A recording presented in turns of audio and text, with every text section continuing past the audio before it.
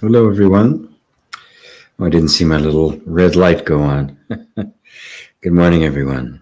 Or wherever it is, whatever time it is, wherever it is you are in the world. And welcome to Satsang.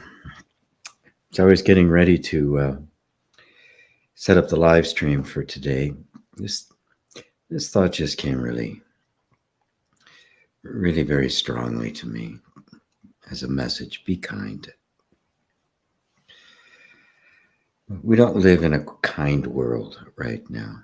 It's a world of polarization and harshness and anger and bitterness. And it's hard to it's hard to have kind thoughts about people who are just being brutal and greedy and self-indulgence at the expense of others. But in my long life, I just can't think of any other principle to live by that's better.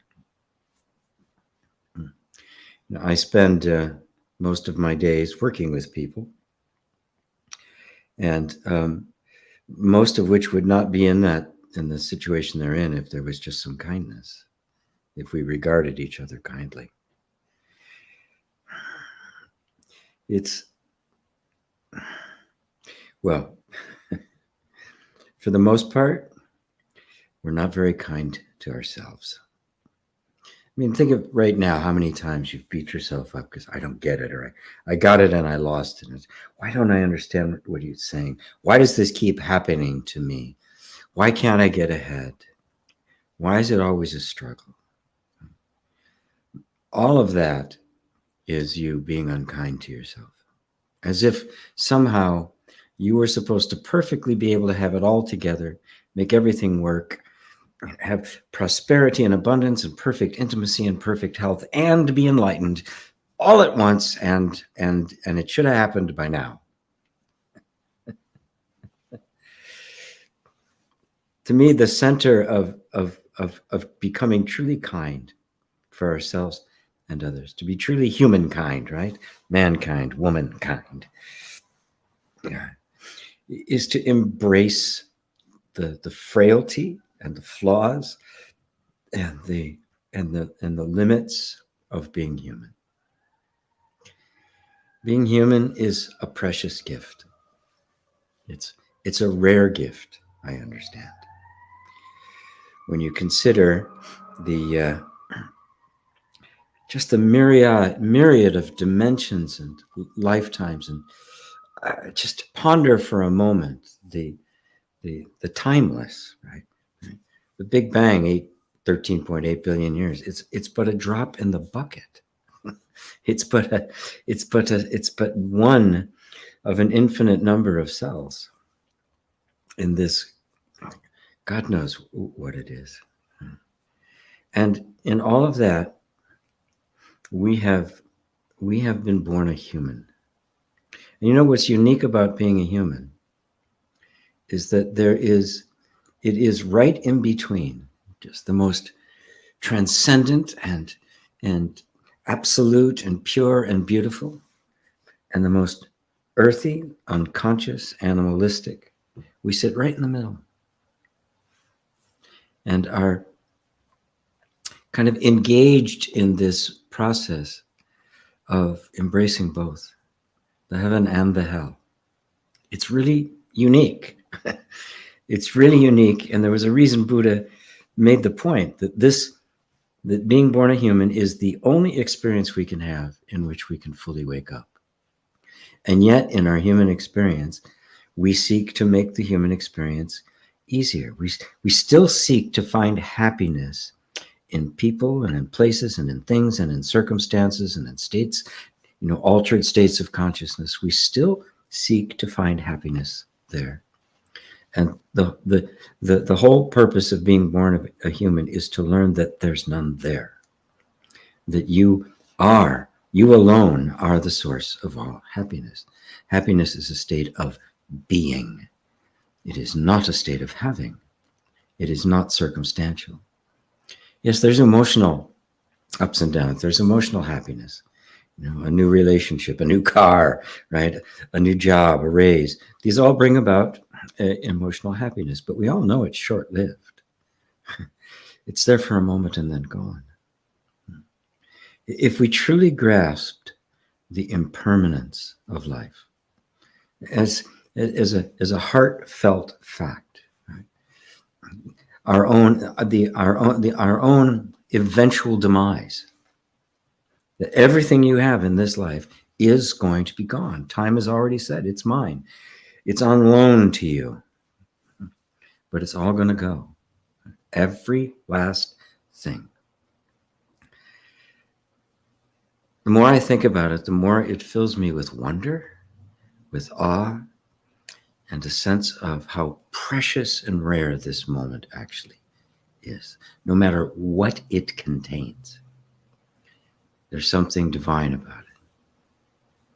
If I keep that image, I'm kind. Even when the circumstances are difficult, even when things don't go the way I want them to, which is a lot.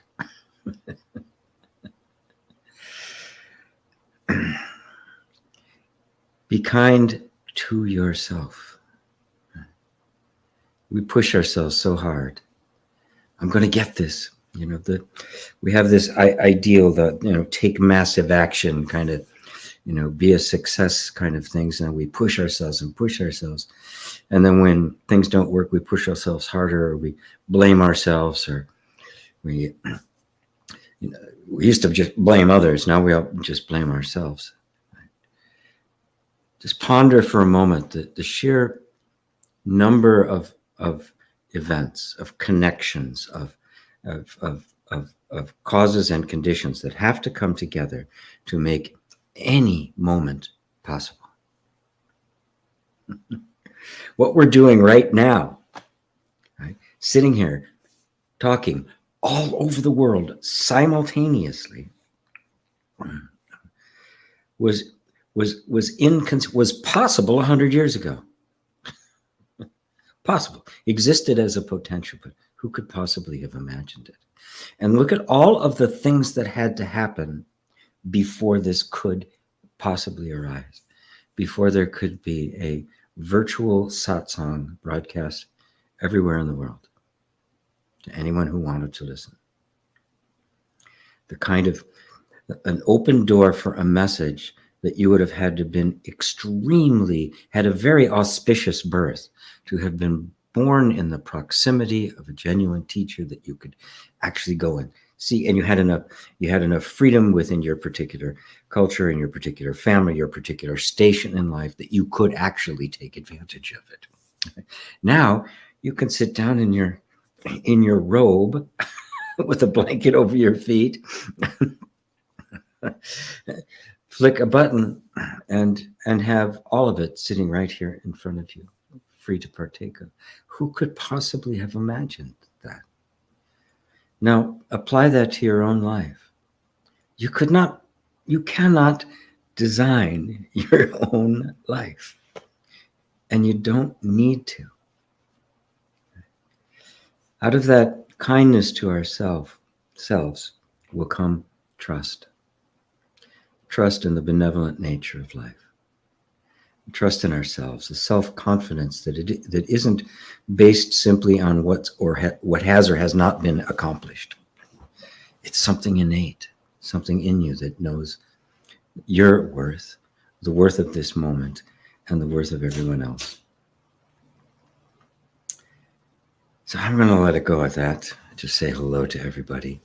And another day where I'm kind of low energy, so don't wear me out, okay? This has been a very interesting time for me.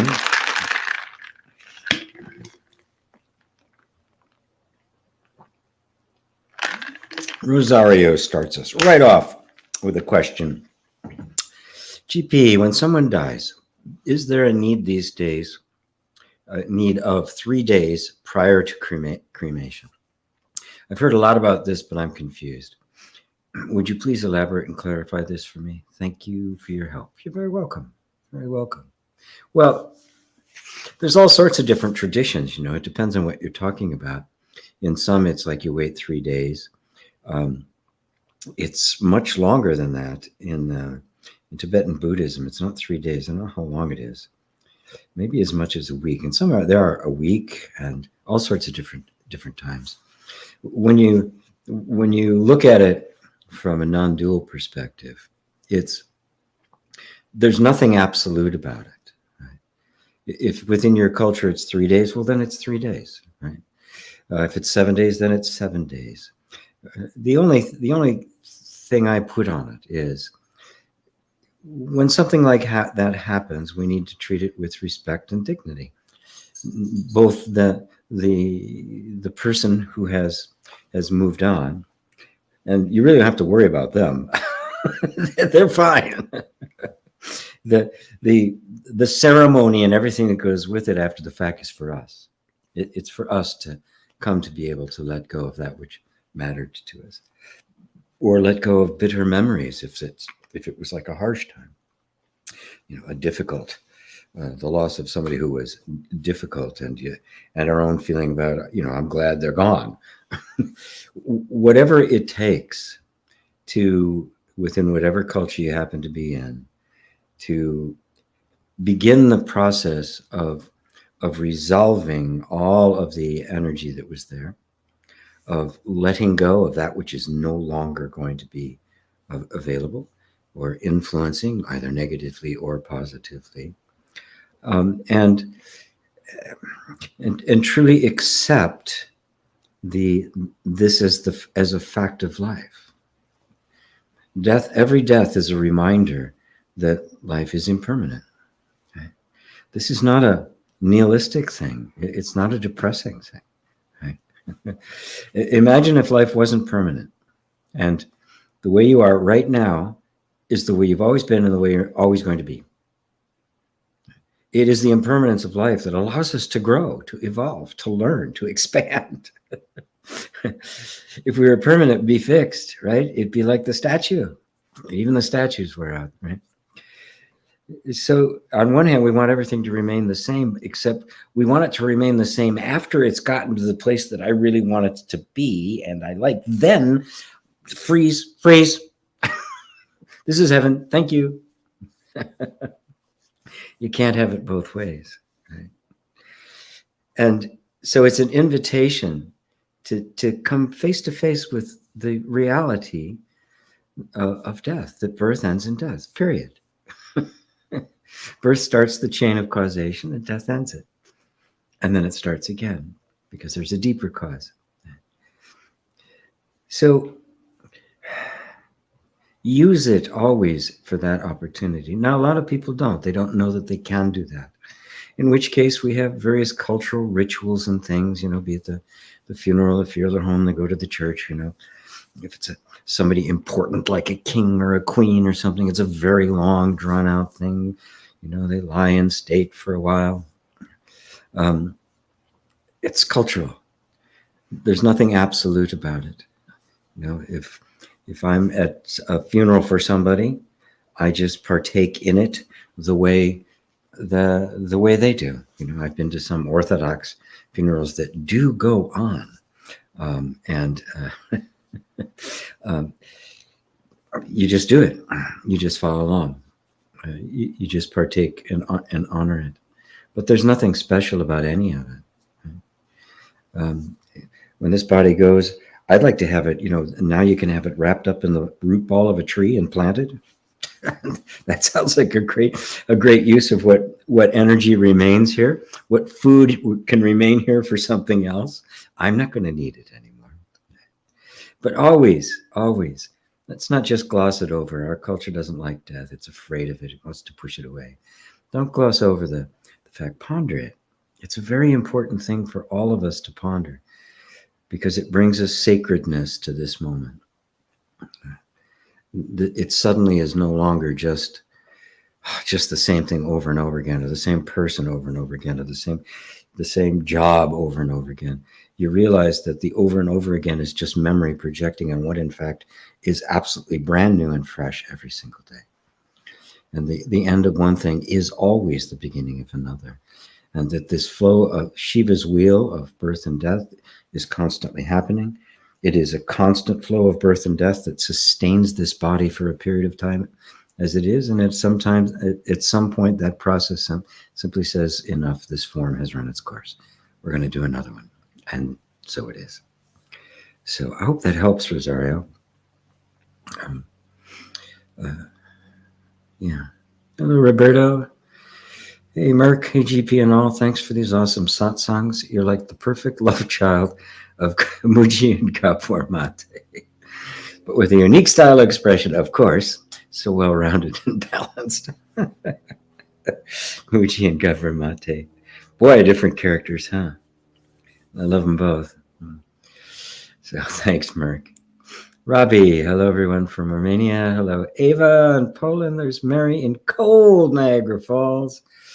It's cold here too. I just love it though. I get up early in the morning and I want to go outside.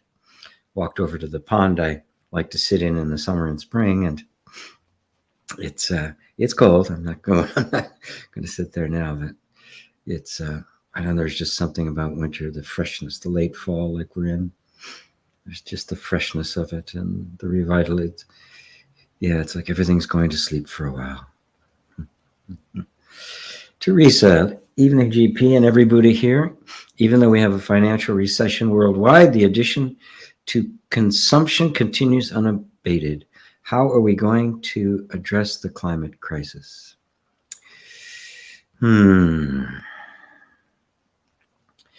Yes, well, it is the biggest existential threat to us. You know, there's a lot of talk about, well, first off, on a practical level, I would recommend you do everything you possibly can, right? But also don't buy this idea that, you know, you saving your bags and recycling and stuff is going to make a dent in it, because that's not where it is. That's just a propaganda campaign. Not that we shouldn't do it, of course. I'll walk a half a mile before I'll drop something, and I pick stuff up along the way as I'm going. You know, you do your part, of course. That's the kind thing to do. But it's the institutionalized greed, right? It's the economic system we have, and we've all been infected by it, consumerism and the like. And so it's going to take a mass shift in consciousness. Right? And of course, the only way a mass shift takes place is when we've run out of moves, when we've really been pushed up against the wall, when the threat is no longer, well, it's already not deniable, but the institutions themselves are so held by greed that it's going to fall under its own weight. Right? It has to, right? And you know, I love to say it's going to work out in the end, but I don't know. I don't know what's going to happen. I know this, that no matter what happens, you will continue to be. That even the total destruction of the earth completely, you know, in a comet, right, or anything, or something man-made, you will continue to exist. This isn't a non-dual cop-out, you know. It's all right. I'm going to exist. It sounds like some Christian saying, "Well, I'm going to go to heaven, so it doesn't matter what happens to the earth." It's not that, because at the same time, this is the middle way. We have to walk this middle way between knowing that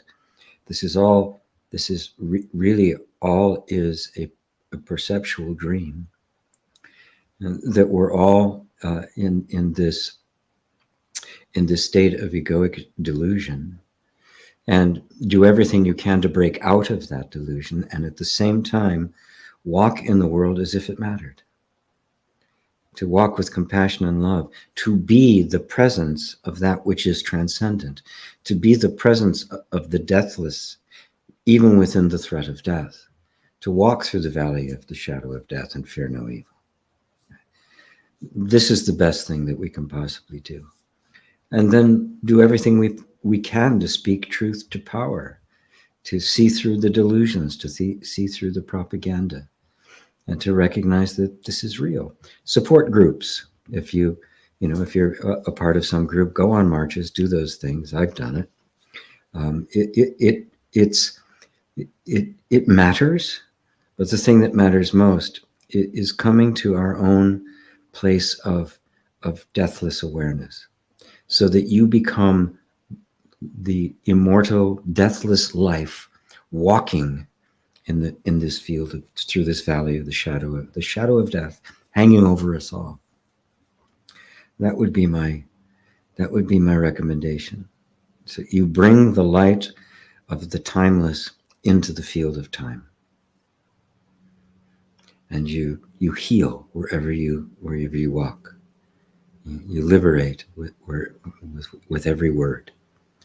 You put your heart into that it matters, as if it was our last gasp chance, which in terms of this particular cycle of humanity, it is. I heard somebody giving the example that, like in the ocean, early on, the single-celled animals began to group together as a matter could survive better together than apart. Okay? It's a good analogy. So humans are polarized. We're fighting with each other, and at the same time killing each other. How do we come together in a consciousness that is based on us and not on me? But looking further than that, we have to recognize that while those little microbes that got together to form larger organisms, if they had failed at that, better to survive, but if they had failed, the world would have continued.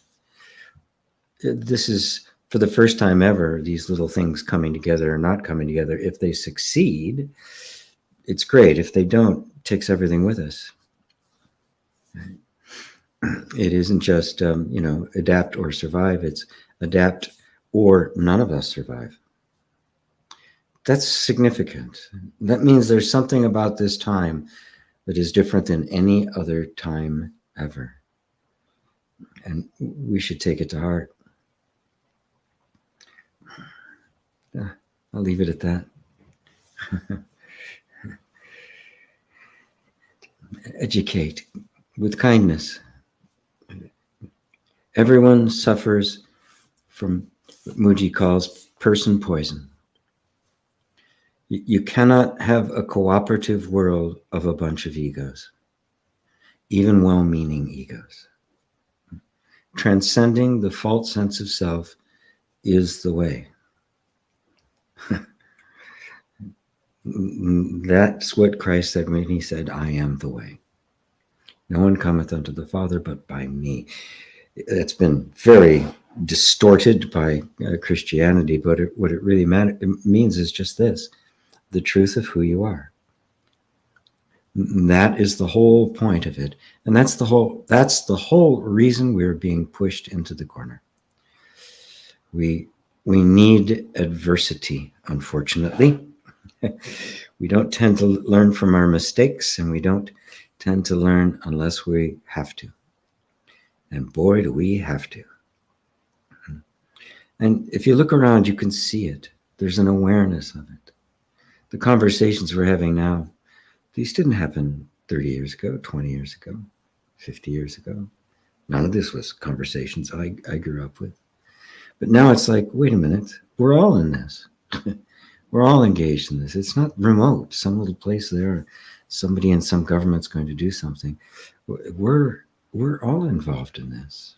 It's close to home. So bring it home. Bring this, the earth, everything in it.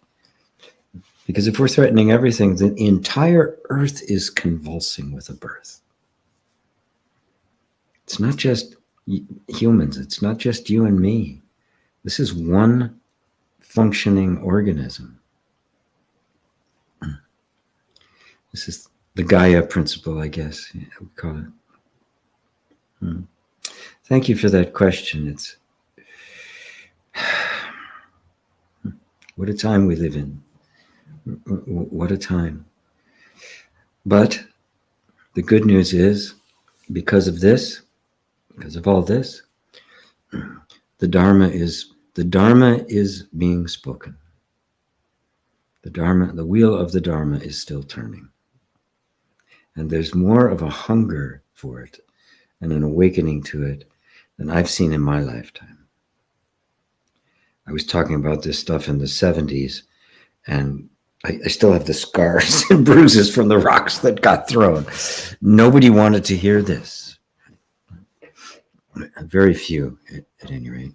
And there's still plenty of rocks being thrown. I had a couple this week, but it's okay. As the saying goes, the wise man makes his house out of the stones his enemy throws.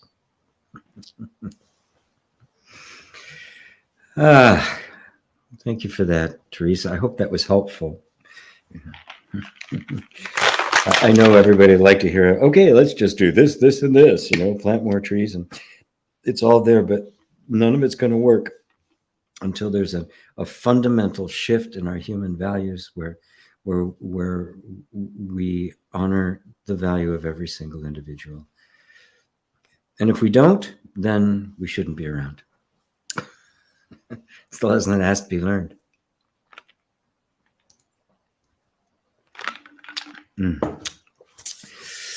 Hello, Jay. There's John in wet and cold Ireland. There's a Tomas in the Czech Republic. Hello, Tomas. There's my friends David and Elaine in Southeast England. Carl in Ireland. Neutrality, greetings. Sally, hi, GP and everyone. Hello, Sally. Teresa, kindness opens so many doors for ourselves and others. It opens all of them. It opens all of them, and it frees us from the burden of fear.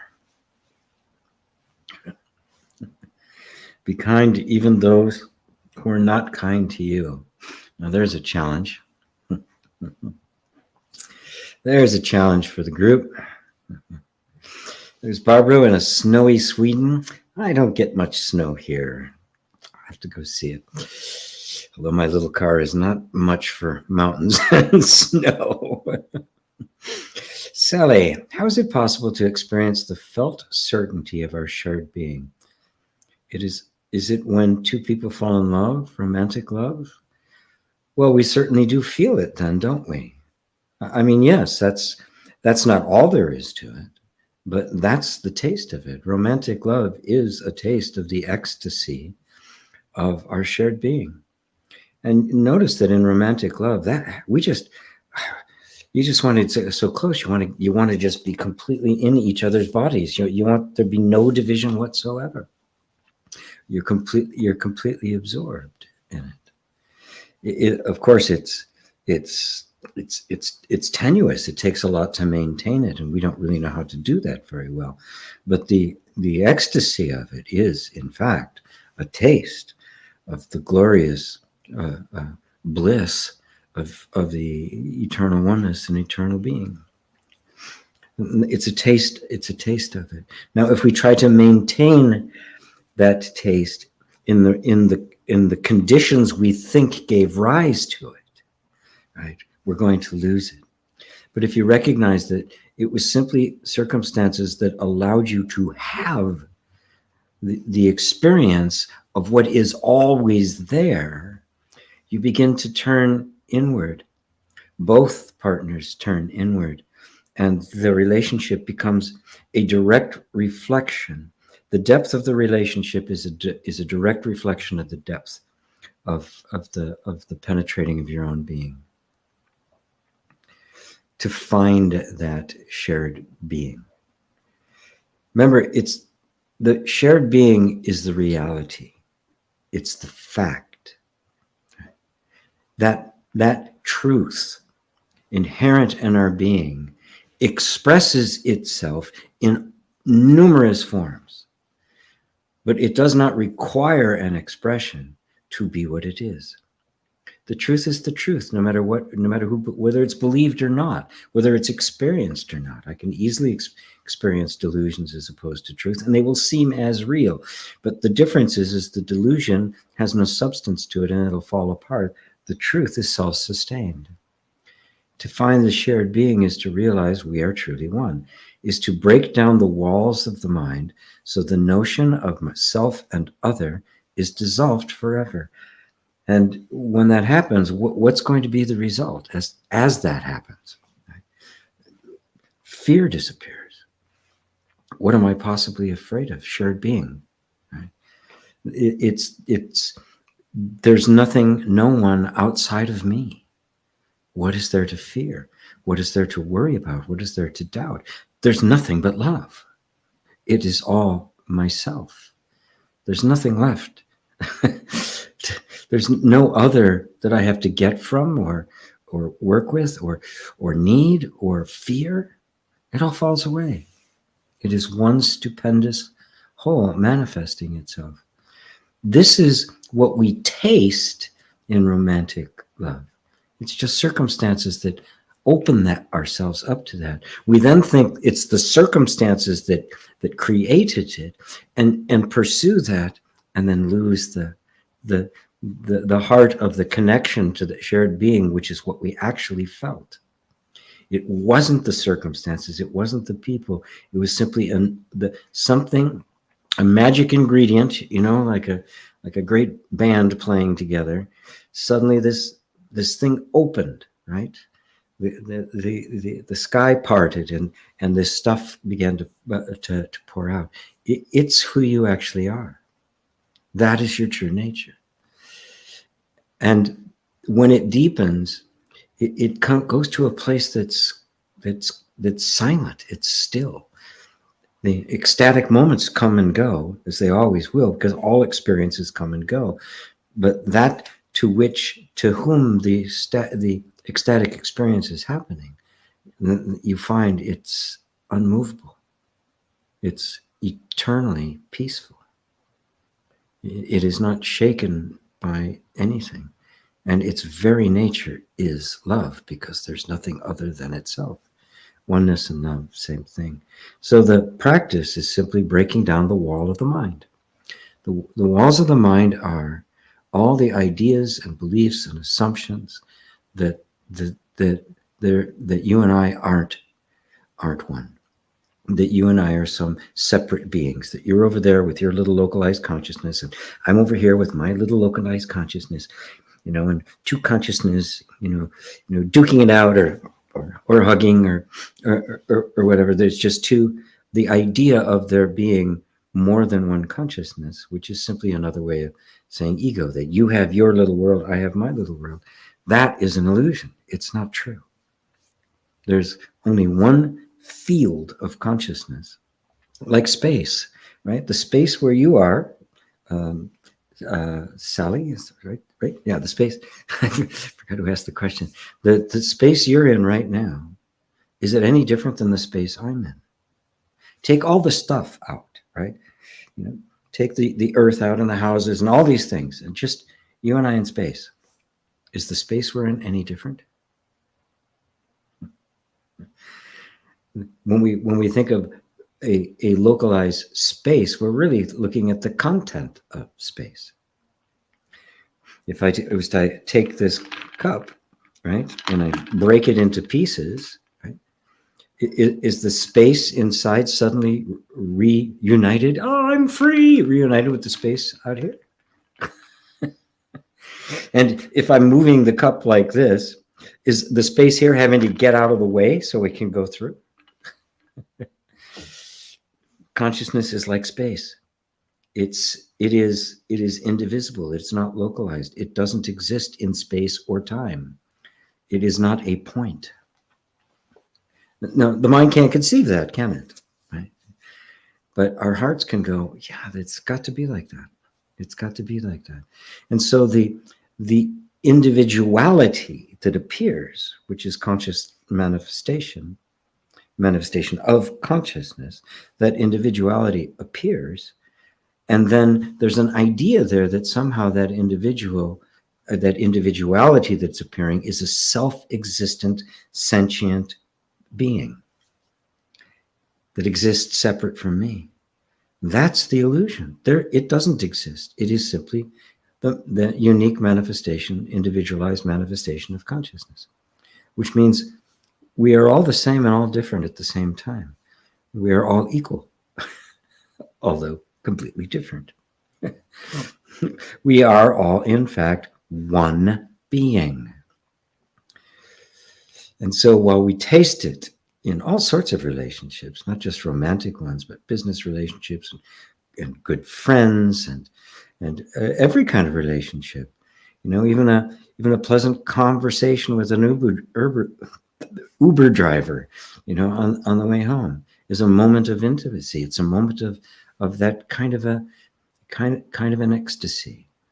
Not in the same way, of course, but it's the same kind of feeling the sense of oneness that transcends even the feeling, like the feeling of being connected draws itself from the actual feeling, experience, knowingness of oneness.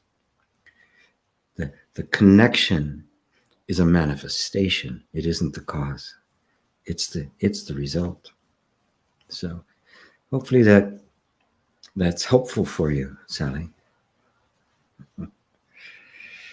Beautiful, beautiful question. I'm all for romantic love, by the way.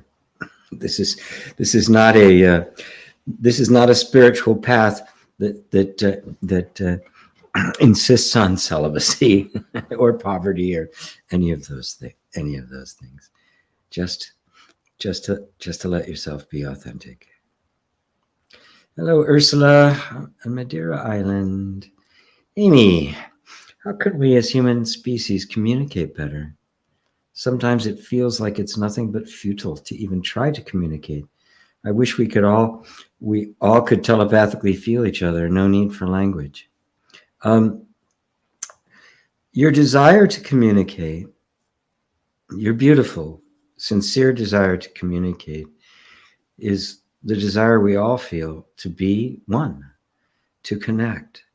Even telepathically, it's the way we imagine of communicating without misunderstanding, without getting it wrong, without misinterpreting. Right? Of course, the only way that can happen is if there's such a clarity in you that you hear the other words. Really good communicating starts with good listening so that you can understand, hear the question behind the question, a statement behind the statement, even see all of the elements that went into a particular something that somebody said, maybe even an unpleasant thing that they said. You can read the energy behind it. This is something you can cultivate over time. Keep at the heart of it is a desire for communion, to genuinely communion with another being, right? Even while you're working through the understanding that there is no other being. There is an experience of other, but there is no other. How can I put this so it doesn't sound so out there? Because a lot of people, there is no other, and it's like there's this dismissal of our experience of all the other beings. That's not love. And that's getting stuck in the absolute. By knowing that there is no other as an independently functioning entity, the other now becomes one with me. Can you see that?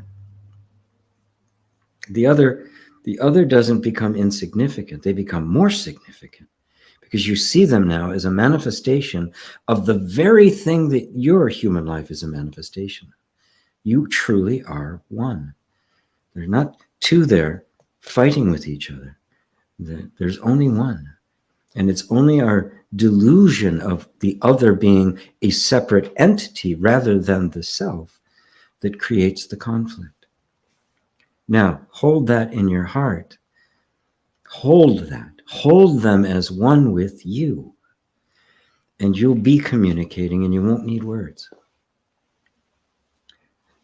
But what are you communicating? What is it that you have to communicate? The only thing any of us has to communicate is what truth we have seen for ourselves to the degree that it has reached into our hearts and transformed us. That's the only thing worth sharing. Question for leaders: where are you leading us? What is it that you really have to share? Right? What can you give? What can you show us that would make us want to follow you there? It would make us want to take up that path. What is it that you are wanting to communicate? The better you know that, the more real and heartfelt that is, you will be amazed at how the words just come.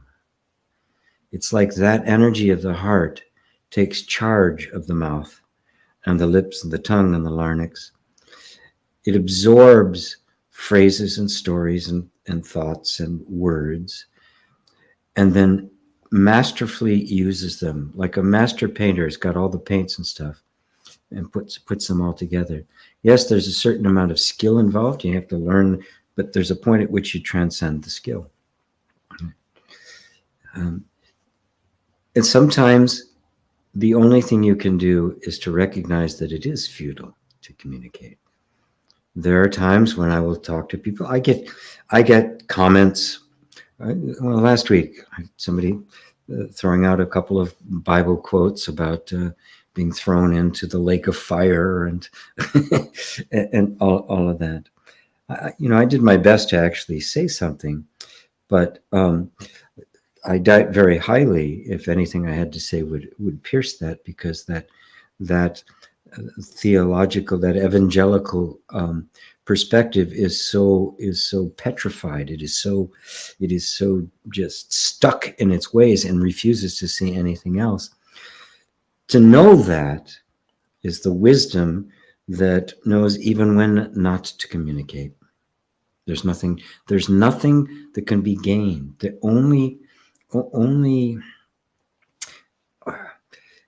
only discord can come out of that. So you don't do it. Even our deep desire to communicate is gated by our love. And when I know that there's somebody there that I cannot really speak anything to, either won't, right, or the conversation will be, trivial about the weather, who won a game last night or something, which is fine. So does that help? Does that help? You don't really need language. Right? You don't. Communication doesn't require language. Your body doesn't use language.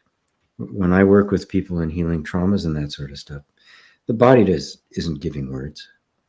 It's giving feelings and sensations and impulses, and occasionally images and memories and stuff pop up. But the language of the body, of the human body, is like the language of any animal. Right? It is nonverbal.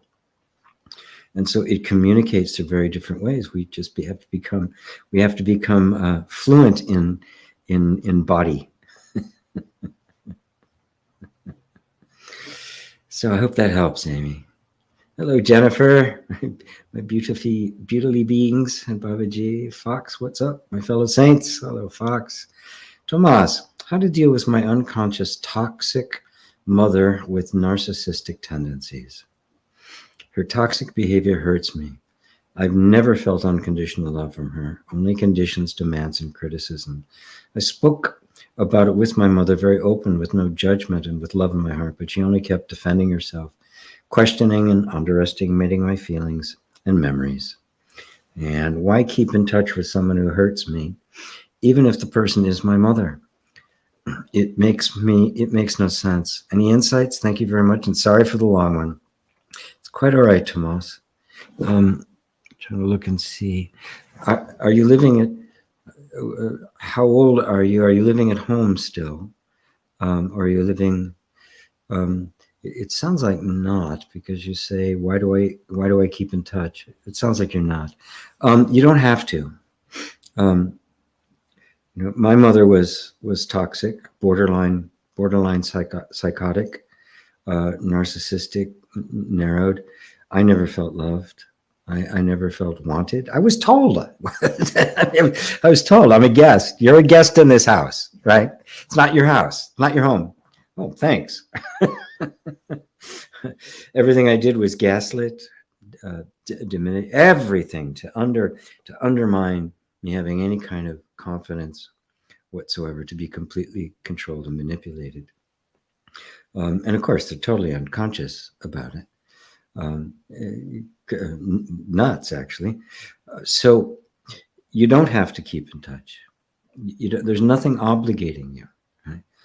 That's harsh, and you may have other members of your family say, why don't you go see your mother? Because whenever I do, it is nothing but pain. You can't have a conversation with her, right? Because she will deny it, right? She will insist that you're the one that was the problem. You're the one that was is causing it. You're making a big deal out of nothing, gaslighting the entire thing. I mean, that's what she is going to do until, the auspicious event happens, the gods smile on her, and some degree of awakening takes place. She will continue to do this lifetime after lifetime. This is how it works. Until consciousness dawns, we are robots. We are simply acting out karma and conditioning. We are nothing but causes and conditions. There is no actual human being there yet. Right? It's a human form, but there's not a human being because the heart hasn't opened. That next step hasn't taken place. But, boy, it has taken place for you. And this is something to really become aware of and grateful for. It didn't happen for her, but it did for you. You can see her. She can't see you. You're actually in the driver's seat. It doesn't feel this way because of years of abuse. We don't have confidence. We don't have a sense of our own validity or our own authority. Right? All of that's been undermined. Right? And she's of no. Anytime talk to her, it just makes it worse. She's not going to turn now and try to repair the damage she's done. So it's all on me. I'm going to have to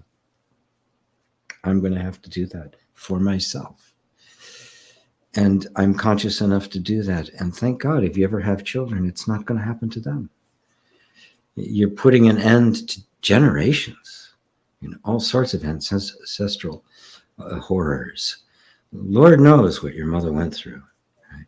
I have some insight into what my mother went to when she was very, very young. It clearly involved sexual abuse, probably even rape, right? Which was not uncommon. She was born in 1911, and so it was not uncommon. It's not to let them off the hook for their responsibility, but you really realize that they have no idea.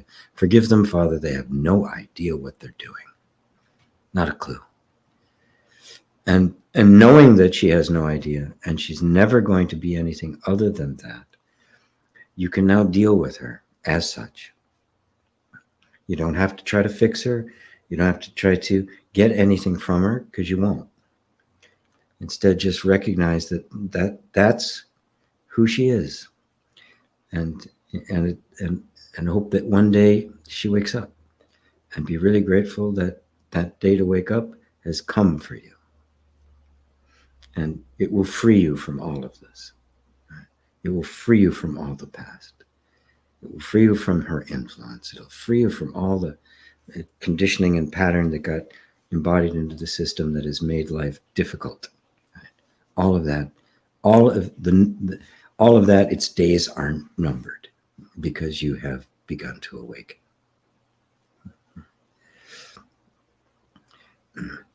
And recognizing that and really taking it into your heart, you'll find the right way to interact with her, if at all. I completely cut off all when my kids were young, I didn't really see this until I saw the effect it was having on my two sons. And I said, no, this is not going to happen anymore. This is not going to happen again. And I cut off all contact with my family. Got invited to Christmas and Thanksgiving and the family party. Says, no, I'm not coming. Because my kids were a wreck afterwards. And then I was very, very blessed because not long after that, I got offered a job in San Francisco. And I moved from outside of Chicago, a little town outside of Chicago, to San Francisco and raised my kids in California, for which today they are still grateful. Oh, God, I'm so glad I grew up in California and not Illinois. Thank you, Dad. So I know this is hard. And we all have this incredible need to bond with mom, more so than dad. And when that doesn't happen, the impact it has on us, until we are truly awakened to it, the impact is devastating, and it is, without awakening, it is incurable. You can only learn to cope with it, but with awakening, you can actually find that which is even beyond the bonding with the mother's love. You find the mother's love, the ultimate mother's love, which is right at the heart of you. The one who really gave you life, not the one through whom it came. So, does that help you, Tomas? God, I hope so. Hey, Jay, the winter drag. Gee.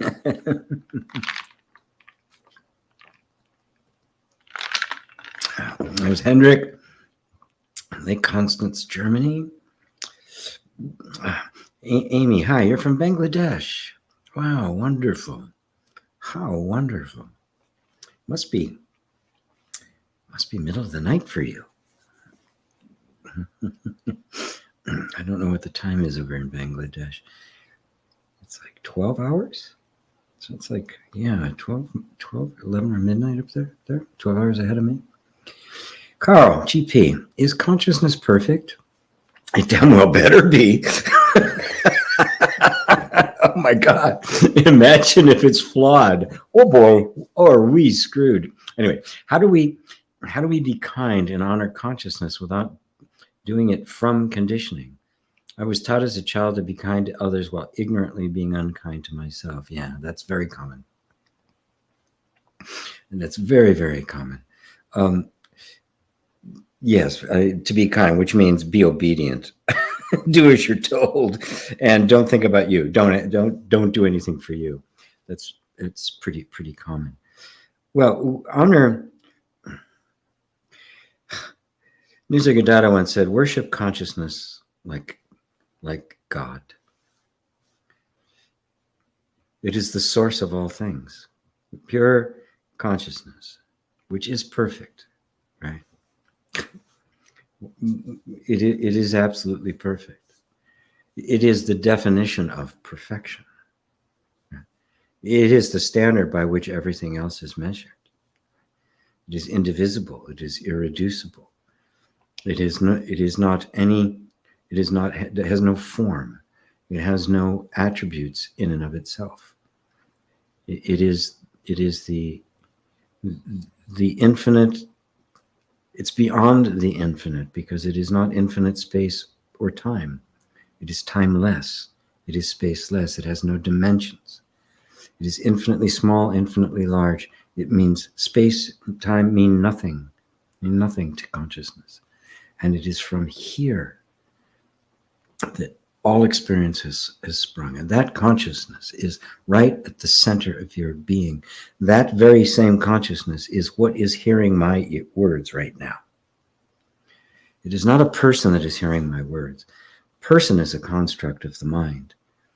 But the actual point of cognition, that which is actually hearing the words, is that consciousness. Worship it like God. It is the great I am. And to do that, you're not doing that from conditioning. Conditioning has no consciousness. Conditioning is just conditioning. It's a machine. It's a robot, right? It's just doing what it was programmed to do. It's not really sentient. The sentience is something else altogether. You are aware of the conditioning. And so your desire to honor consciousness is not coming from conditioning. That desire to honor consciousness is consciousness. And you're conscious of it, aren't you? So even the desire for the ultimate kind of honoring of consciousness or self-love or the love of God is in fact the very presence of that love. There's not you honoring consciousness, because what could honor consciousness other than consciousness? Something that's not conscious couldn't honor it, right? This microphone doesn't hear my voice. It doesn't react. Oh, wow, that was good, gee. Oh, gee, that was really stupid. Why did you say that? The microphone's not doing that. Consciousness honors consciousness. Love honors love. Right? Of course. What else could it possibly be? And isn't that perfect? So even your desire to be kind and honor consciousness is consciousness. Your desire to love is love. Notice, you can see the subtle way in which we make there's me and then there's consciousness. Well, if there's you, then consciousness. Well, then what's this that's conscious of consciousness? You are that. You are that already. This is the wall of the mind to be broken down. You're already the self. And yet the mind keeps saying, well, not quite, because if you were really the self, the God self, the true being, well, it would look like this, and it's got this little checklist. Well, what if it doesn't? What if it looks like this? What if it looks like that? What if that's what reality actually looks like? What if that is the manifestation? Which means you're already that, but your mind's checklist, right, keeps going, well, no, it can't be that. It's got to be this, right? Shouldn't I be, seeing angels or wearing robes or in a state of eternal bliss? Well, what if not? Who said? Where did all of that stuff come from? All just ideas. All just ideas. What if where you are right now, exactly as you are, was it? Are you not conscious? Are you not aware? That's it. And everything that appears to it is not separate from it. Everything that appears to you is not separate from you. Except there's this tiny little thought of I. It sits in the middle and goes, separate from me. What do you mean, me? And it's this idea of me, which is this little this little person, right? And there's nothing actually there. There's no consciousness there. It is an idea. Ideas are not self-aware. Concepts do not think themselves. They appear to consciousness. So which is the real? Where is consciousness sitting? Is consciousness the one that is being looked at, or is it the one doing the looking? Which means you say honor consciousness. It's a concept of consciousness, isn't it? Honor consciousness is to honor yourself, and then you find the true meaning of that. Be kind to yourself, because you can't help but be kind to consciousness. You couldn't hurt it if you tried. And everything being consciousness, you can't help but be kind to everything, including yourself, because there's nothing but yourself. Thank you for that. That was fun. Did that help, Carl? Villain. Body in pain and feeling sick after waking up. Why? Well, I'm going to assume you mean waking up as in spiritual awakening and not just waking up in the morning and feeling bad. There's a big misunderstanding that when the awakening happens suddenly, it's going to be, there's going to be great bliss. Oftentimes, awakening comes in very, very gradual, a gradual series of recognition of realizations over time, which is actually, Nisargadatta even said that's usually more reliable than the big explosive event. When that happens, you have to realize that there's an enormous shift that takes place. Right? Even a tiny little insight into the nature of reality, an awakening. I am not my conditioning. I am not this body. Even a tiny flash of a glimpse has a profound effect on everything. And if that is mixed with a practice that is genuinely loving and accepting and allowing and beginning to actually be present with yourself, meditation without judgment, right? Without an agenda, without trying to fix things, but just absolutely being present with whatever is here, you're creating a space in which all the old stuff can come up.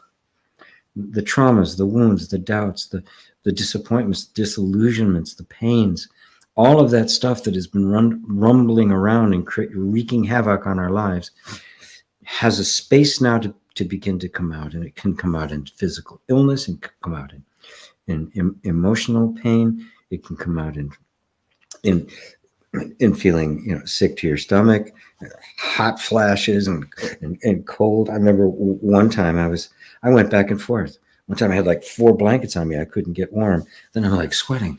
All the blankets, they're all back on again. And I wasn't sick. This was purely energetic, right? It was purely energetic. I went through that process for a while and eventually settled down. It was something that was erupting, right? That had been going on under the surface, repressed feelings and the like, which is why there's this intersection here that I've made anyway, between the non-dual self-inquiry and really transformational energy healing. Creating a safe enough space that we can truly be present with ourselves in love. And it's from there that the deepest self-inquiry can take place. So don't make a problem out of it. Simply what's here. Notice that something that comes up like body pain or I'm feeling sick, right, after I've just had a great insight. And the mind then goes, well, there's a problem here, isn't it? Oh, what are we going to do with this? The mind begins to attach meaning to it, as if, why is this happening? This shouldn't be happening, right? Well, just put all of that aside and go, well, what is actually happening? Well, there's body pain here and there's a feeling sick here. Right? What does that mean? It means that there's some body pain here and a feeling of being sick here. What if it doesn't mean anything other than that? We don't need to give it a story around it and turn it into a problem. This is how our minds work. It wants to turn it into a problem. Oh God, geez, why is this? This shouldn't be happening. Well, I know it should be happening. And the reason I know it should be happening is because it's happening. I'm really simple when it comes to this kind of stuff. It's like, should it be happening? Yeah, well, how do you know? Because it's happening. But now don't put anything extra on top of it. Don't project anything other than what is there. What's actually here? There's some body pain. And there's a feeling of sick. Okay. I'm just going to be with the body pain and the sick. My mind's story about why it's here, and it doesn't matter. If there is some reason it needs to be here, it can tell me, right? Because if there is, it's the only one that knows anyway. My mind's just going to try to guess and figure it out. So you're the wrong tool for the job. Thank you. I like you, but you're the wrong tool for the job right now. Pain's here. Okay. Pain is here. Period. Now notice how different that feels when it's not a problem. It's just something that's here. And the beauty of this is that if we don't hold on to it through resisting it or grabbing onto it or making a story about it, we find that absolutely everything in the universe is transient. It came, it'll go. It's here now. Okay, fine. I'm just going to let it be here. It's uncomfortable. Yeah, okay, but it's here. So I have no idea why it's here. It may be important, may not, may tell me, may not, doesn't matter. It's here. Right? And I'm going to make up no story about it because I know it won't be here forever. Nothing is. It just passes away. Does that help? Villain? Did I say your name right? Villain? Ava, yes, G, about what you told in the beginning, kindness, thankfulness, trust, and surrender to life, God, however we call that. Yes. Suzanne, XO to you. Hello, Patricia. Patricia, she's great. Jay, I heard Ramana Maharshi contemplated what death is after his father's passing. What was in that body? What left? It lays there now, not knowing anything. Yeah. You can imagine that at some point in human history, you know, animals are aware of each other's death and that sort of thing. You see it, especially in mammals that, you know, have bonding and the like. You'll watch elephants mourn over death of somebody in the herd and the like. There was a point at some point in human history where we did, where suddenly this guy you were out doing stuff with, you know, you're hunting or something, and he gets jammed by the buffalo, and they're gone. They're gone. Where did my friend go? There's a sense there of communing. You're not just communing with the body. There's this energy. There's all sorts of things. It's just so. Where did it go? What? Wait a minute. What happened? And for most, just the idea that, well, the body stopped functioning. They're gone. That's dead. It's not. Nobody. Most people don't buy it. So we have all sorts of ideas of what happened to them after the past. After that. Most of which are nonsense, most of which are projections of our minds. But it is something that, well, what in the world, what happens? And I've done some meditations which, you know, guide us through that process, and it's something that I do regularly. You know, as I've gotten older, it keeps coming to mind. It's like, what does that really mean? Letting go of my granddaughters, my sons, my friends, my students, people I've known, people who have been very dear to me, that all of it's going to pass away. And that's a fact. It could be this afternoon, could be 25 years from now. But it is a fact that this is permanent. Impermanent, I mean. I seek the permanent, not just as an antidote, as a cure, as a balm, right? Something to kind of mitigate the pain of loss, but because there is something that isn't coming and going, right? But all of this is, and to really ponder that puts you in a state of mind that opens you up to find the immortality of everything, and you find you don't lose anything at all, that which is coming and going is only an appearance of what actually is. And that's the great revelation. Oh, I don't lose anything. It's the illusion of death that was the illusion of material life, of organized matter, as if it were life, when in fact, the organizing principle is the life, and the form is just the momentary manifestation that is in constant flux.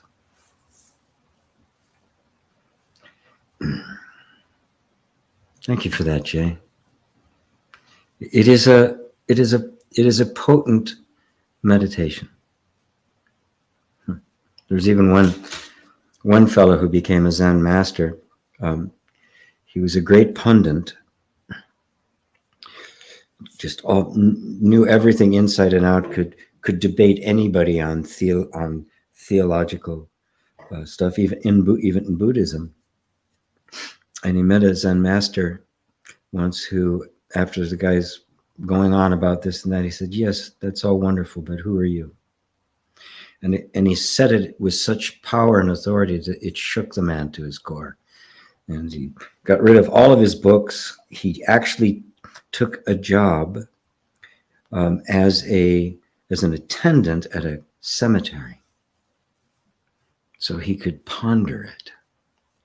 And that's where he had his enlightenment, by pondering what is here.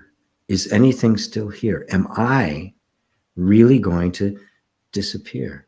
Who am I anyway? This is going to fall away. Yeah. All of this is going to fall away. But around me is going to fall away. Am I going to be gone? That's the question.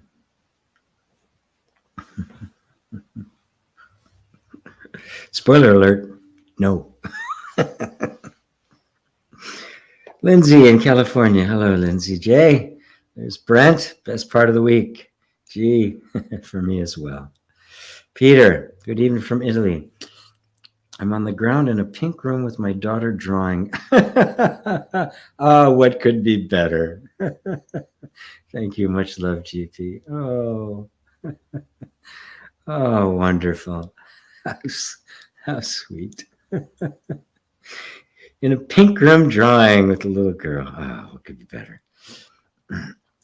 Mary, excellent open. Thank you, Mary. Plan. I won't throw any rocks at you, GP. Thank you. Thank you. Yeah, I'm done with the rocks. I have to admit I was a bit overbearing. I really thought I knew everything. So it wasn't, completely wasn't completely their fault. What can I say? Learn to be kind. Joanne, can I ask a question, please? Sure. Is everything that presents itself in my reality is a reflection of what I am creating within? Then how do we create better internal signal for better outcomes? Well, step one is, and this seems like a hard one and even kind of a weird one, you have to let go of wanting to create better outcomes. Because very simply, as long as whatever I'm doing internally is to create a better result out there, I will always be judging what I'm doing here by what's out here. I will always be, oh, I had this wonderful insight. Are things better now? You will be forever being drawn out of here, back out to there. And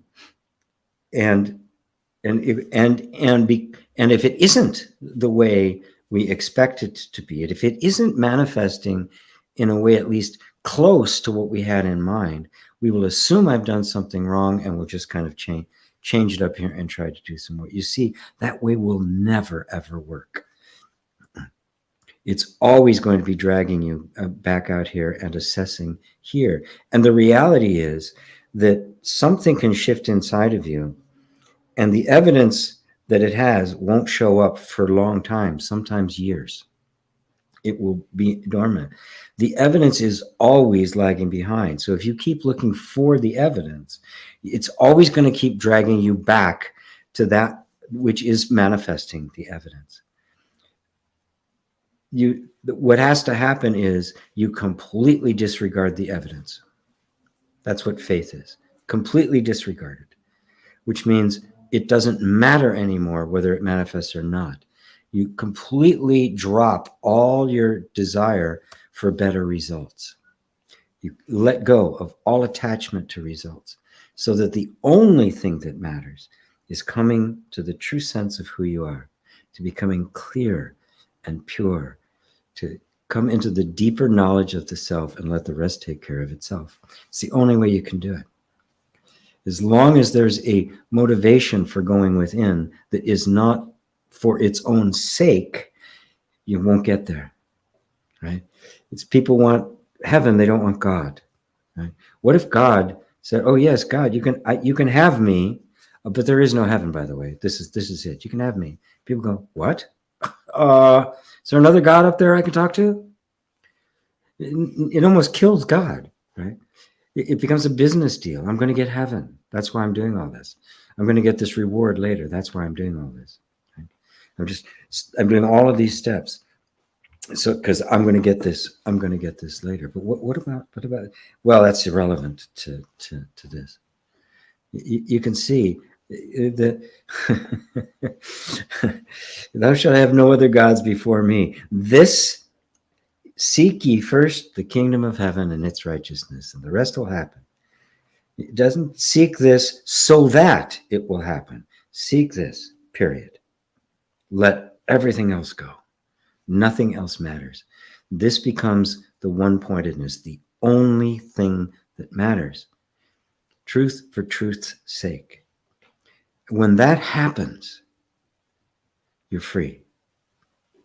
The results don't matter. You'll see them and go, oh, even when they happen, it'll be a non-event. It'll be a, yeah, well, that's great. Yeah, love it. Okay. Because it will no longer be, you will no longer have any authority or power or influence over your life. And that's genuine freedom. That's really what we want. We do not want our sense of well-being to be dependent upon something external that I have to control. Because if it is, I am its slave. I am forever bowing down to what conditions do I need to meet in order for you to please me. Law of attraction becomes this mean God withholding things. Does that help? Does that help, Joanne? I know it's not an easy thing because we all have this desire for a better life, but we've got the mistaken notion that that which expresses a better life actually brings us a better life. Believe me, there are people out there who have everything you wish you had, and they're miserable.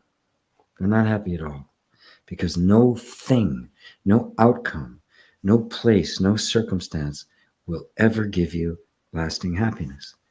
It must be found here as a permanent, inherent characteristic of our being.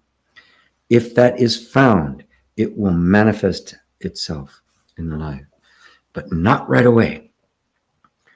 It will first put you through the test to make sure that you're not just playing at this game, that you're in it to win, that you're in it this all the way. Then the blessings will come, or they may not come, and you won't even care. You'll already be in heaven. You'll be there. You won't need anything else. You find, oh, wow, this is it. I've been there the whole time. God, I hope that helps, Joanne. Jenny, 21, because the one I love lives inside of you, I get as close to you as I can. Oh, what a beautiful phrase. Yes. When I love lives there, I get as close as I possibly can. I get as close as our bodies will let us. But we want to go closer. We want to become one. All love is the desire to become one. Isabel, good afternoon to you. Lyrics in life. What is the best way to maintain presence awareness and not forget your true self? Well, let's look at this a couple of different ways. Wow.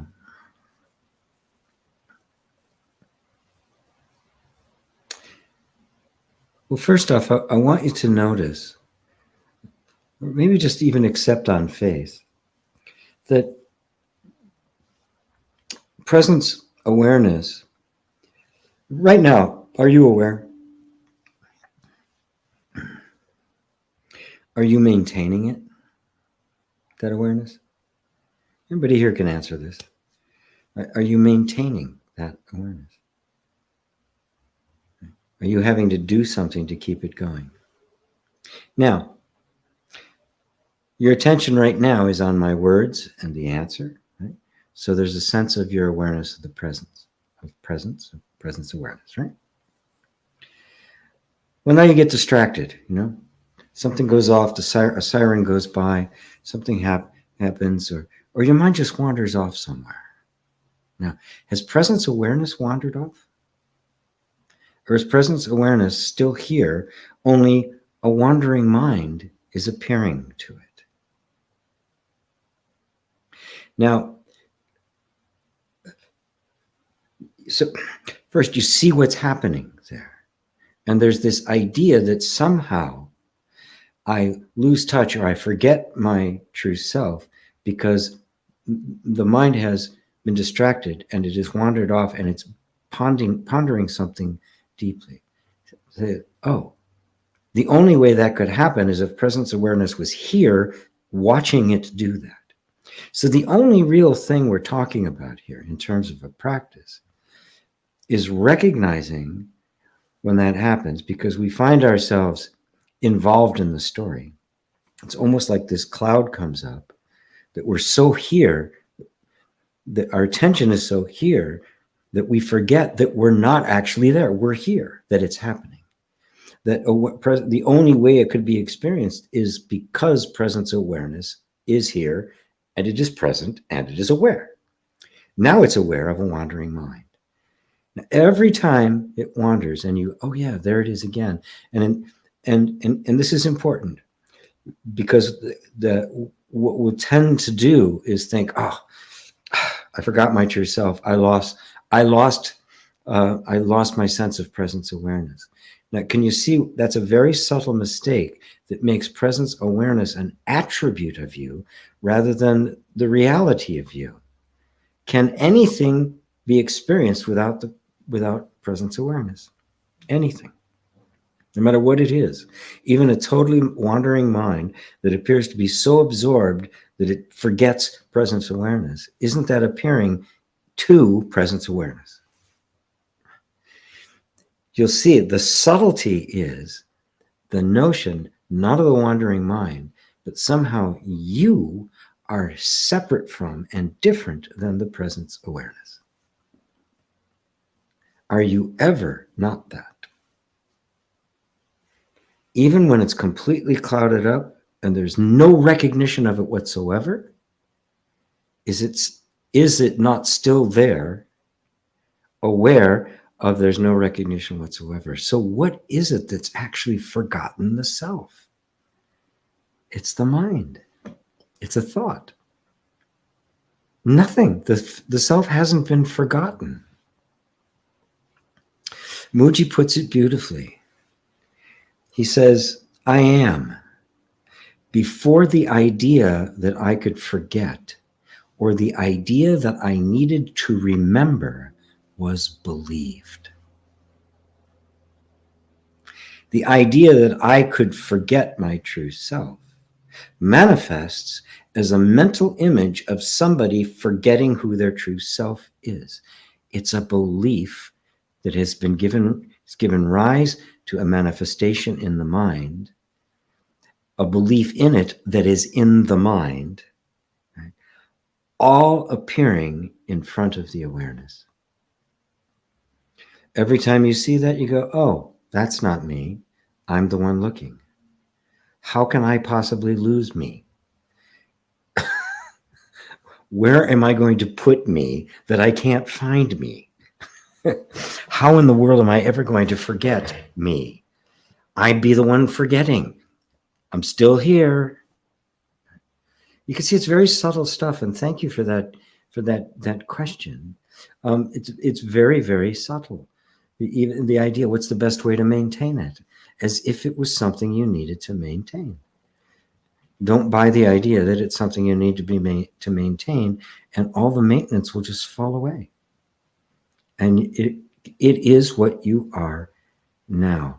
Even when the mind goes completely dark and cloudy and stormy, it's a dark and cloudy and stormy night to awareness. Nothing exists without the awareness. That's why it is presence awareness. It's both existence and consciousness of existence simultaneously. Existence is consciousness. They are one. Does that answer it for you, Lyrics in Life? Is that a good start? Happy to elaborate on that one. That's a great question. Thank you for that. Ella, hello, Ella. Hi, GP. Lately, I feel so one with the way you say or explain things. And it feels as if the time swallowed itself in one instance and a plug pulled an invisible floor from an invisible underneath. Wow. Yes, pulled an invisible floor from an invisible underneath. It's a nice image. Well, I'm very happy that my particular mode of expression works for you. And that, but do remember that I'm but the catalyst, right? I'm just kind of poking at you, right? I can't poke at everybody. I can poke at some people and nothing happens at all, but with you, it does. So you've done the work. You've done the preparation that makes it imminent that the eruption of awakening will happen. It's true for everyone. It's true for everyone here. You wouldn't be here if that possibility didn't exist. So the invisible floor, yes. The floor was never there in the first place. Neither was the underneath. You've just simply fallen into the vastness of yourself. Because what else is there other than you? What's fallen anywhere? Or just fallen away? Thank you, Ella. Hello, Dale. Good to see you. Makaranhas, GP, when we are relaxed and paying attention to either our emotions or sensations, are we releasing emotions and sensations and trauma and abuse? Thank you for your answer. If you are with them, paying attention, with no agenda whatsoever, with no intention to get rid of them, to fix them, to change them, only a deep, open-hearted desire to be fully present with what is ever is here, no matter how wounded or disturbed or in pain it is, like being with a wounded animal. As long as that's the case, you are creating the safe environment that is the thing that releases these emotions and traumas and abuse and all of it, everything that arose out of it. Because it all got stuck because of fear and the need to defend ourselves. And so we built this protective layer and have been maintaining that protective layer. When you start just paying attention to these feelings, noticing at first you don't want to, you want to fix them, get rid of them, you'll find all that motivation, all the self-help stuff will be there, but you put all of that aside. You go, no, I'm just going to be here with this lovingly. This is distraught, disturbed. This is a rescue dog, right? It needs my love. And so I'm just going to listen to it. I'm just going to be with it, no matter what. And I'm going to notice that I'd rather it not be there, but just let that all become just the desire for freedom, for everything to be free to be itself, to be absolutely free, to be fully expressed, and to be happy. And if you maintain that environment internally, you have done everything you possibly can to release all the traumas and wounds. You have given it a safe space. And that skill, that capacity for making a safe space is just, it can grow. There's more you can learn how to do to make it more and more and more safe. But just the act of lovingly allowing them to be there and listening to them without trying to get rid of them opens the door to just mountains of healing, because it doesn't have to hold on to that energy anymore. It can release it. It is safe enough that the defenses can come down, and they can't come down until it's safe enough. So, does that answer it for you, Mascarenas?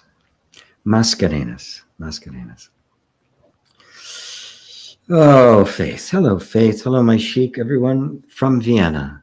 My heart longs for a partner. despaired for a job. All of this makes me feel brokenhearted. I feel that ache, pain in my body. Pray for me, Babaji. I love you. I love you too, Faith. And I am praying for you. How should we pray?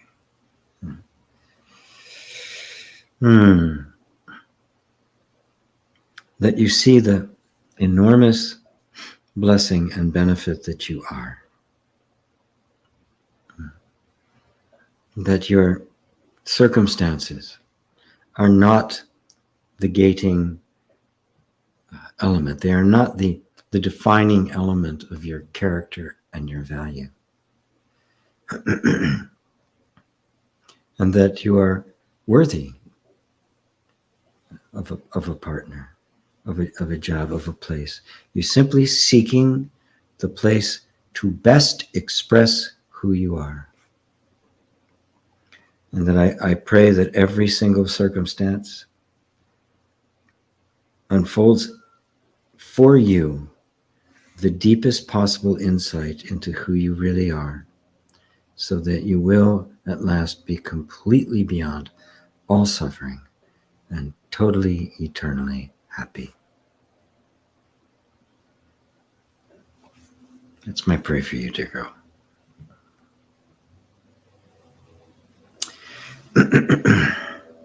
Dee, you need to forget about yourself as me in order to be at one with the rest. Yes, absolutely. We cannot have a harmonious world with a bunch of egos, even well-behaved egos. And right now we do not have many well-behaved egos. Most are quite badly behaved. Right? But you're absolutely right. As long as I believe myself to be separate self, I will be inadvertently creating conflict, even though I don't want to. Even though I'm doing everything I can to not create conflict. I can't help it, because the egoic mind is a sense of a separate self. That's all it is. And if we are separate, there's going to be conflict. Yes, there can be harmony, right? And the harmony is closer to the truth. And the less I see myself as a separate self, the more that harmony becomes solid. It becomes cemented. It becomes more than just a possibility for us to get along. It becomes the very nature of our shared being. But yes, in order for that glorious thing to come around, we need to forget ourselves as we believed ourselves to be and discover ourselves as that presence awareness. That is who you are. I can't say that enough. It is already who you are. You cannot become it. You cannot become what you already are. It is already the truth of you. Just reject every thought that says otherwise. You are already the self. So if anything tells you you're not, or postpones it, or says almost there, anything that makes any other claim other than it is what you are right now, dismiss it. It's not true. Even though the mind will argue, yeah, but what about? It's not true. It never was, it never will be. Thank you, Dee. Neutrality.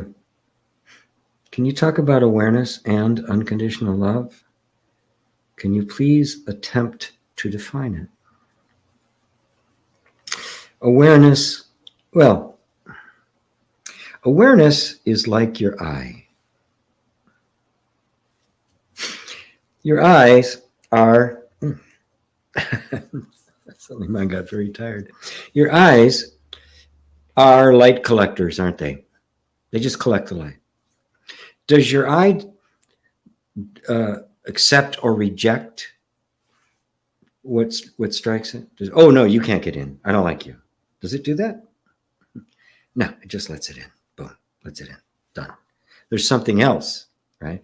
Up and down. There's all sorts of processes and things that get memories and associations, all sorts of things get attached to it and identified and compares and contrasts and names and all that kind of stuff that happens as it kind of moves up to the scale to finally something hits consciousness, the conscious awareness as a perception. But the eye itself, yeah, come on in, no problem. Yep, no bouncer. There's no bouncer at that door, right? Now, if the eye can collect it, it cannot be seen without awareness, can it? So by the time anything is rejected, or it's been accepted, it's been honored, or it's been dishonored, it's already in, isn't it? Awareness has already said, okay, come. I have no conditions whatsoever to what I am aware of. That's unconditional love. And you can see that it is simply the nature of awareness itself. It is not even an attribute of awareness. The nature of awareness is, it is aware, period. There's no judgment, there's no preferences, there's no criticism, there's no vested interest, there's no comparisons. All of that happens later on. Awareness is just the pure, here it is, pure, direct knowingness. And then all sorts of processes happen, and that's okay because it's aware of that too.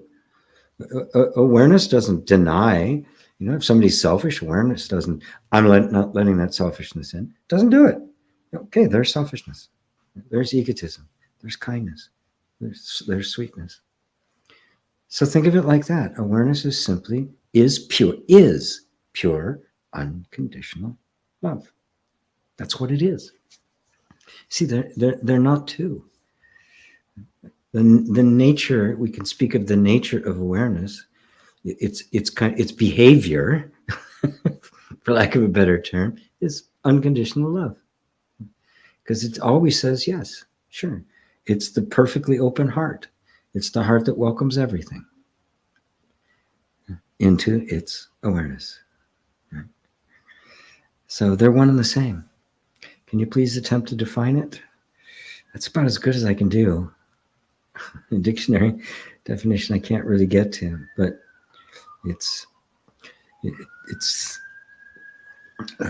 awareness is the true I and the true eyes. I mean, even the eyes collect light, but they don't see.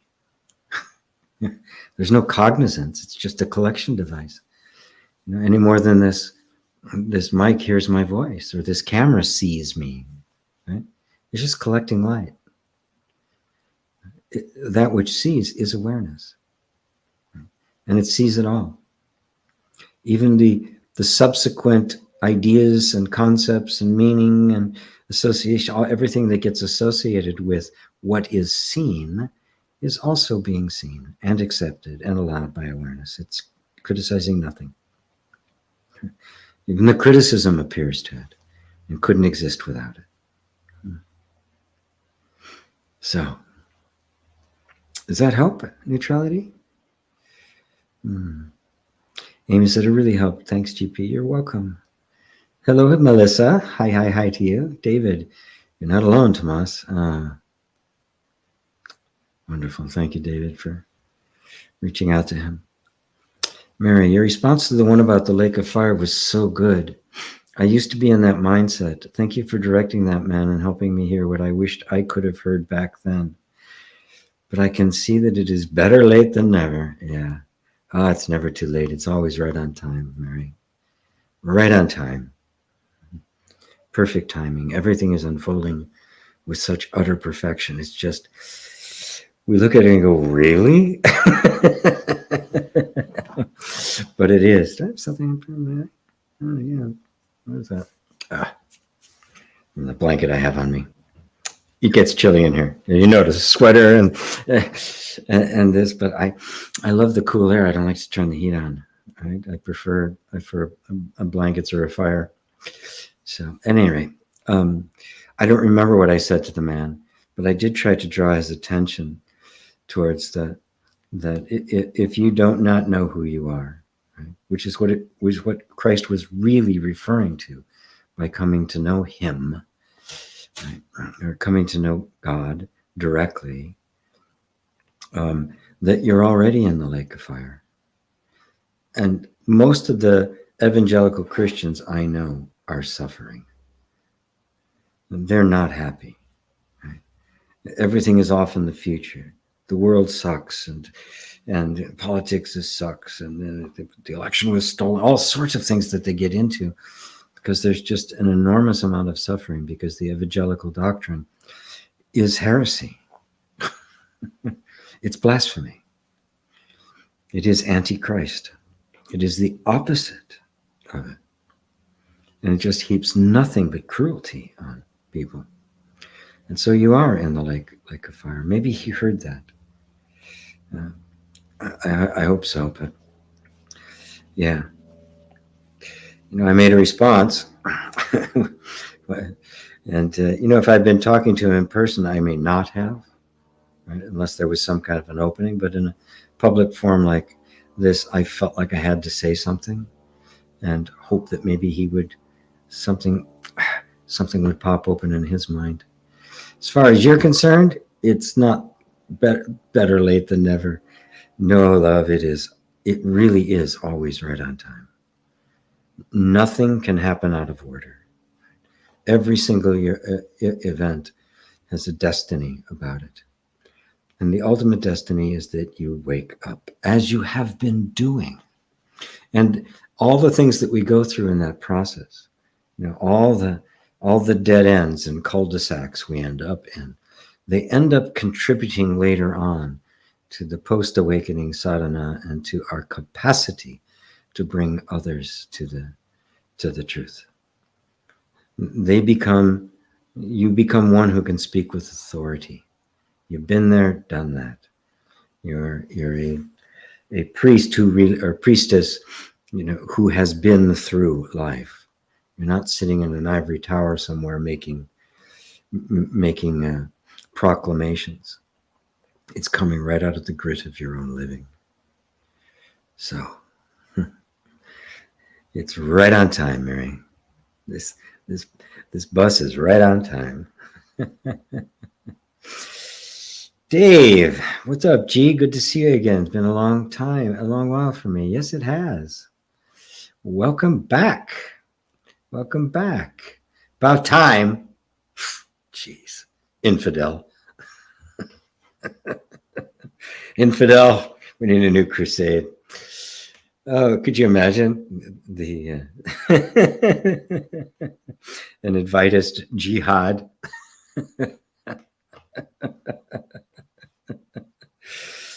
What war? What enemy? That'd be a good one, yeah. Brent, being from the Midwest is some real trauma. It is. Just being from the Midwest itself. That's all it takes. You are traumatized. Period. If you're growing up in the Midwest, your parents raising kids in the Midwest, you need to be saving for their therapy later. You just have to do it. It's the right thing, right? Don't worry about college. Save for the therapist.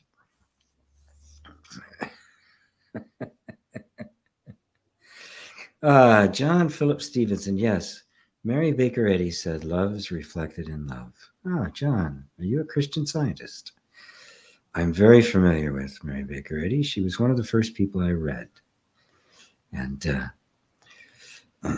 fascinating story. And, the whole New Thought movement kind of grew out of that. But yes, love is reflected in love.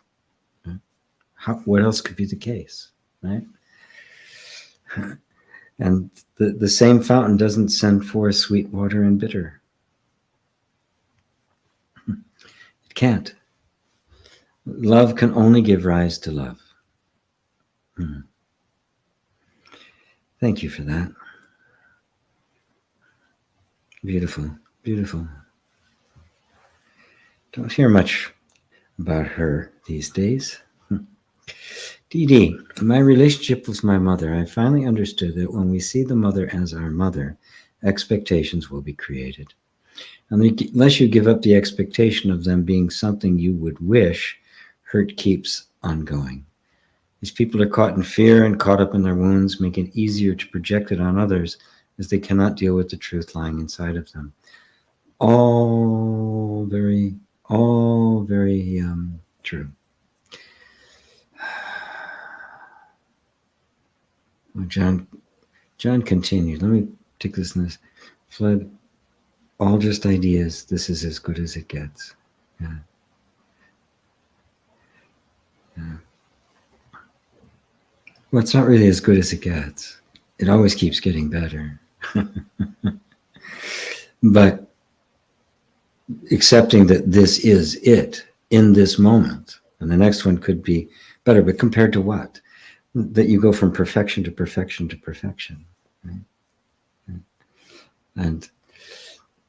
And yeah, it is all just ideas. Reality is not an idea. God is not an idea. Love is not an idea. It's reflected in ideas and loving actions and kindness. Anyway, Dee, yes. And the reason we have these expectations from our mothers is because we didn't actually get the ones that should have been met, were not met. We all come into life, the human body comes into life with a need to bond with mom. We start out as the mother's body, for crying out loud. There is a bond we share. Everything that's going on is shared between the two. And for the most part, we didn't really get everything we needed. And so we keep seeking for it, even though we're never going to be able to get it from there. Right? And then eventually you begin to see mom and dad as they actually are, with their foibles and their lack of consciousness and their fears and their doubts and their worries and their pains and all of that. And our hearts open then to them. It doesn't change the fact that we did not get what we needed. It just softens the blow when you realize they weren't capable of giving it to you. It's not that they withheld, right? At least most of the time. But even when they're withholding, the reason behind it is because there's something inhibiting it, something painfully inhibiting it. And so you drop the expectation that you're going to get it from them, right? Or you will. It will just keep hurting. And then with that expectation gone, you can be right with the raw pain itself. The reality that you did not get what you needed, right? But the recognition of that and being present with that pain opens up a dimension that goes beyond the human mother to a place that does meet that meets it perfectly and beautifully. The goddess mother, the mother of all mothers, the actual source of all being. And slowly, gradually, we come to know ourselves as one with it. And it's not just the source of my being. I am it. The distinction between the source and me, the fountain and the water, the God and her manifestation simply vanishes. And God is all there is. Mary, I love what you saying here about consciousness. I am it already. Nothing to become because I already am. Yes, it is only the mind that says you're not. And we believe it. The village idiot is calling you stupid, and you're going, oh, really? I am?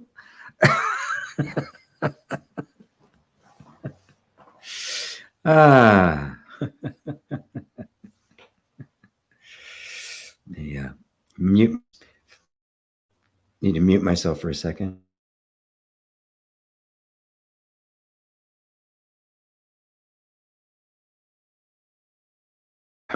Okay, I'll be back. There's about 10 minutes left. Let me quick through here. Be kind, park the mind. Oh, thank you, Villa. I guess that helped. Fiona Jane, hello GP. I keep doing the 10 days of tapping over and also sometimes just tap. It has become a lovely meditation for me and had a profound effect. Thank you for that, Satsang. Oh, you're welcome, Fiona. Yeah, that was another, especially that the last one I did on the 10 days of tapping, which happened very spontaneously, and I was very, very happy with it. So, yeah, that's a good one. I took excerpts of that. It's mostly excerpts of that I put together in Tapping on the Fearless You. Because there was 2 full days that were dedicated to fear in that. So, Facebook user, GP, every enlightened teacher says there's no person, even though I can understand it. Why is it so difficult to feel within me? Sasha from the UK. Oh, beautiful. Thank you for that. Sasha? Lovely name. You get it. You understand that the person is a concept. It's an image that has been projected on just what is the functioning of the nervous system and the body and life, right? You get that, right? But you have to remember that this is so deeply believed. The sense of the person, the separate self, is so deeply believed and has been for so long, and has been ingrained into us from the time we were born on in every single lifetime, that it is active as an energetic assumption, an energetic flow of energy. So even though you get it and you see it, your body, your experience, your life around you is still going to be operating as if the person really existed. And this is where it gets confusing. If you realize that, I see. It's not just appearing as thoughts, it's appearing as impulses, as beliefs, as memories, as sensations, as emotions, all sorts of things, as meaning and all sorts of things they're actually the nonverbal manifestation of the sense of a separate self. And so our sense of what it means to be the self just has to deepen. I have to realize that I'm this consciousness that is in the midst of this world. And this whole world has been shaped on the idea that I am a separate self, that I am a body in a world. And this is active within all the dimensions of the human being, not just the mind. And for most, it is the mind in which it is seen first. And then you run into this conflict between the habitual patterns and all of that stuff. You go, what the hell? I get this. Why is this happening? But engaging in that, okay, well, why is that happening? Because the sense of a separate self is not just a thought in the mind. It is an energetic belief that is manifested as behavior for lifetimes. And at its essence, it is the notion that I am something. I become someone. And that is one of the vasanas. It's so fundamental that it literally gives rise to lifetime after lifetime. So you're in the process now of pulling out all the weeds, right? And, it's not like you look at the field, I got to pull out all the weeds. It's one at a time, whatever comes up, whatever feeling is there. Is this feeling the true self? Or is this is a feeling of being separate? All right. It's a feeling of being separate. So I'm just going to let it be there. I'm not going to try to make it go away because that just makes it stronger. I'm just going to recognize it for what it is. My seeing of it is all I have to do. And then not worry about why is it so difficult to feel it within me. Again, your mind has made some criteria as to what it should feel like, because probably you've had the experience and there was this wonderful feeling of freedom, but then that went away. I thought, I must be doing something wrong. No, you haven't. This is what's going to happen. It's going to vacillate like this because there's still a part of us that wants to have a really good experience. And as a result, we're kind of grabbing on, a very subtle way, we're grabbing onto this form of life and rejecting this form of life. But as long as you're doing that, you're on Shiva's wheel. You're in the realm of birth and death. Right? But if you stand back, wait a minute, I'm aware of both the sense of a person manifesting as thought, manifesting as feeling. I'm aware of the first manifesting as wanting to have attached to a particular group of feelings. I'm aware of all of that. Well, then those can't be me. What am I? And gradually the stillness will be there. Like, I am none of that. It doesn't matter if this goes on. It's not like it's difficult to feel or not difficult to feel. It's just feelings going through. Right? And they're all okay because I am that. I am just here. Let's beat up my little process here. How's that work for you there, Sasha? Shasha? Oh, Shasha. Not Sasha, Shasha. Anthony, reminded of the Tibetan approach, kindness to all living things. They might have been or might be someone important to you in another life. An idea that creates a pause to negative responses. Yes. All of our negative responses are simply the way it appears in the moment. And the moment just gets blinded to everything else. There's always a bigger picture in mind. Mary, I've been seeing my spiritual friends that I thought had it together lose it when confronted with death. My other friends are more accepting when confronted with death. A bit shocking to see. Yeah, we're not prepared for it. We freak out because we haven't really come to terms within ourselves. We're going to die. Your birth certificate didn't come with an expiration date, so you don't know when, but it is going to happen. And what's that going to be like? What will the experience be? It's such a powerful and beautiful thing to ponder, and it makes life more sacred. It truly does. Well, I've exhausted the queue at the 2-hour mark, just about. So thank you all for being here. Jacqueline, love you, GP. Love you too, Jacqueline. David and Elaine, thank you. There's Jonas. Hello, my brother. And thank you all. Thank you for your time and wisdom here in Satsang. Thank you all for being here. Thank you for partaking. Thank you for your own wisdom. And may it grow and develop and bring happiness and peace to you all. Till next time.